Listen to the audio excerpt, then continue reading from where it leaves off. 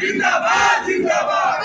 काम बंद करो, बंद करो, बंद करो, काम बंद करो। परेशान है हमारे लेबर। दीपावली से अब तक जितने लेबर हमारे काम किए एक भी पैसा अभी लेबरों के खाते में नहीं आया है। लेबर हर प्रधान के घर हाजिरी लगा रहे हैं, प्रधान जी हमारा पैसा दीजिए, हम मजदूरी किए हैं। प्रधान लोग कहाँ से पैसा देंगे? 1-2-4 हजार तो पैसा है नहीं कि 2-4 हजार व्यवस्था करके प्रधान लोग अपने पास से दे देंगे। यहाँ लाखों लाख की व्यवस्था करना है और हम लोग सरकार से परेशान है। सरकार हम लोगों को परेशान कर दी है।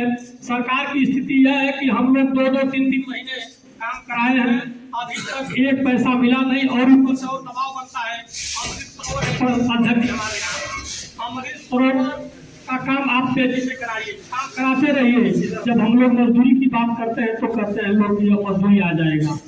गांव में लेबर काम करेंगे, उनको मजदूरी चाहिए, हम लोग कहाँ से मजदूरी दें? ईंट का पेमेंट है, हम लोगों को ईंटा मिलता है 12,000, 14,000, 17,000 ईंटा रेट इस समय है और सरकार दे रही है 12,000 रेट। इस पर सबसे मुख्य रूप से हम लोग को विचार करना चाहिए कि जब हम 17,000 ईंटा मिलेगा टाली और 12,000 सरकार रेट देगी तो बताइए हम लोग 3,000-4,000 रुपया कहाँ से भरेंगे? गांव में लोग कहते हैं कि अव्वल ईंटा लगवाइए, अव्वल ईंटा लगाएंगे तो हम लोगों का पेमेंट किस माध्यम से होगा? दूसरी बात, लाल बालू का रेट हम लोगों को 550 रुपया घन है। शायद एक टाली में 3 घन बालू आता है, यानी 1,650 रुपये का बालू का रेट एक टाली का है सरकार की तरफ से, और हम लोग खरीदते हैं 9,000 10,000 रुपया टाली पीछे का रेट मिलता है लोगों को, और 1,650 रुपया लाल बालू का रेट है सरकारी रेट। आप बताइए कि हम लोग आखिर इतना पैसा कहाँ से लाएंगे? गांव में लोग कहते हैं कि सफेद बालू का काम करा रहे हैं, तो सफेद बालू का काम करा रहे हैं, वो अभी सफेद बालू 400 रुपया घन है, यानी 1,200 रुपया टाली, और मिलता है कितना? 2,500 रुपया टाली, वो अभी हम लोगों को घर से देना है।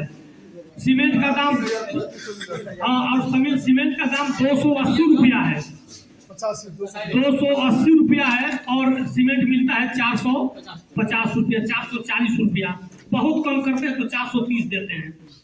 अब 100-150 रुपया बोरी पर भी हम लोगों का नुकसान होता है, और गांव में हम लोग सबसे चोर और डकैत हम ही लोग हैं। गांव में जाएंगे तो कहीं प्रधान जी बहुत लूट लिए, बहुत डकैती के लिए बहुत पैसा वाले हो गए, और स्थिति हुआ है कि हम लोग आज पेट्रोल 100 रुपया पेट्रोल भरने के लिए हम लोग मजबूर है। प्रधान जी लोग सबकी स्थिति वही है लगभग में मेरे समझ से आ रहा है, क्योंकि हम लोग 2-6 महीने से काम करा कर बैठे हैं, 1 रुपया का पेमेंट नहीं हो रहा है, और इसी तरह से सीमेंट सरिया का भी दाम उसी रेट से है। इसलिए अध्यक्ष जी हम लोग यह कहेंगे सामूहिक रूप से हम लोगों का रेट बढ़ना चाहिए, और लेबर की मजदूरी अगर नहीं आती है अध्यक्ष जी तो हम तो ये चाहेंगे कि आप लोग पूरे ब्लॉक पर बंदी चले, ताला बंद हो जाए, काम हम लोग न करें 1-2 महीने, जब तक कोई सरकार निर्णय इस पर नहीं ले लेती है। और MLMS की बात जब आती है तो बता 19 लेबर का पहले तो था कि आप MS नहीं करेंगे तभी आपका काम चल जाएगा।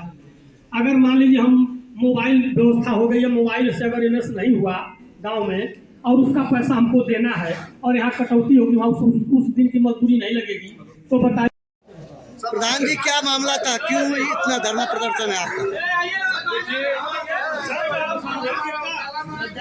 जो ये मनरेगा का संगठन बहिष्कार कर रहा है, जिसमें पूरे प्रदेश में ये क्रांति बन चुकी है कि मनरेगा से काम कराया तो जा रहा है, लेकिन पेमेंट आ जाएगा या कल आएगा इसका कोई मायने नहीं रखा है।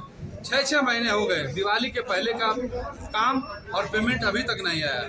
तो जो ये मनरेगा का काम हम लोगों ने बहिष्कार किया है। बस ये मजदूरों का पेमेंट, जो मजदूरी है उसको पेमेंट कर दिया जाए, ये काम खुल जाए। अच्छा, इसमें और बात क्या है कि क्यों मतलब मनरेगा में दिक्कत क्या आ रही है? देखिए, जो NMMS की प्रणाली से जो हाजिरी लगाई जा रही है, इसके तहत पहले तो सुचारू रूप से कोई नेटवर्किंग व्यवस्था नहीं है।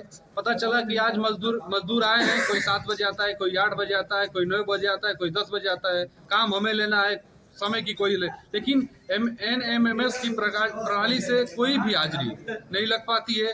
अगर नेटवर्क स्लो है, पता चला हाजिरी नहीं लगा, उस दिन का पैसा खत्म हो गया। तो हमारे जो 10 मजदूर, 20 मजदूर, 50 मजदूर, 100 मजदूर, जो भी मजदूर काम कर रहे हैं, पता चला उस दिन की मजदूरी चली गई। तो हम किस तरीके से माने कि NMMS की प्रणाली से आपकी हाजिरी पूरी हो पाएगी? सबसे बड़ी समस्या हम लोग की है। अच्छा, क्या अलग से भी कुछ करने के बाद मजदूरी पेमेंट हो जाता है?